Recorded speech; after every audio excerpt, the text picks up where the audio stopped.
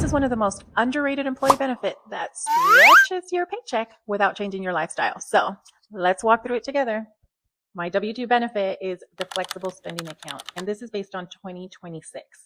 I'm going to give you a quick overview, then I'll walk you through how I estimate my annual contributions.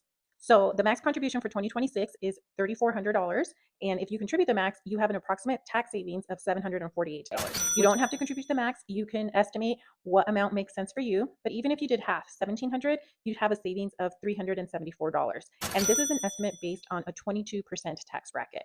What can you use it on? Well, you can use it to cover medical copays, prescriptions, glasses or contacts, vitamins, dental work, and even some over-the-counter items. Okay, here's the nitty-gritty of how it works. So it is a tax-saving tool, and you choose your amount that you want to contribute during your benefits enrollment. It is taken out of your paycheck a little at a time, and because it's pre-tax, it lowers your taxable income, stretching your paycheck without changing your lifestyle.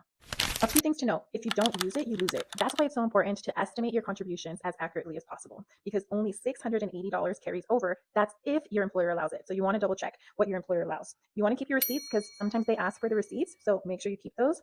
And check with your HR benefits to confirm rollover amounts, deadlines, and your open enrollment period.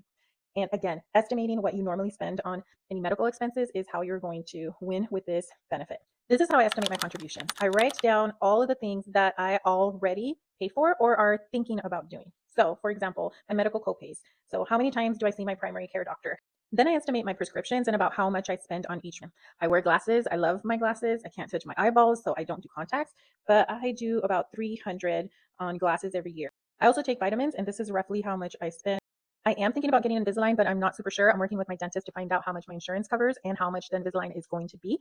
And if there is a difference, then I would add that in there. Once I have all that written down, then I go back because my copays are different for my doctors and my ER visits. So I have a copay of $20 and my ER visits are $100. And then I total everything up. My medical copays come out to $580. My prescriptions are estimated at $570, glasses $300. Vitamins come out to $410 for a grand total of $1,860. I also add in the rollover of $680, which equals $2,540 estimate. I am comfortable with contributing $2,500. And that's how I estimate my flexible spending account contribution every year.